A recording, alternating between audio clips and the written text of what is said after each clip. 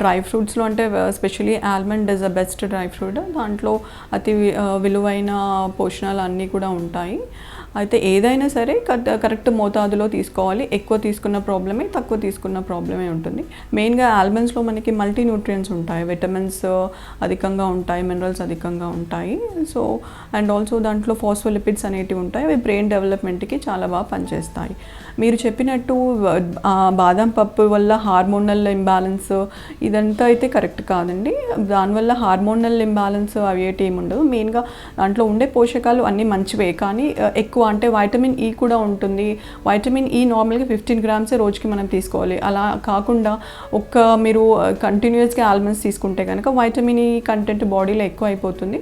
దానివల్ల వేరే ప్రాబ్లమ్స్ వస్తాయి. అంటే వాళ్ళకి ఎక్కువ నలతగా ఉండడం కానీ, హెడేక్స్ రావడం, వామిటింగ్స్, డయేరియా ఇలాంటి ప్రాబ్లమ్స్ ఉండడానికి ఛాన్స్ ఉంటుంది.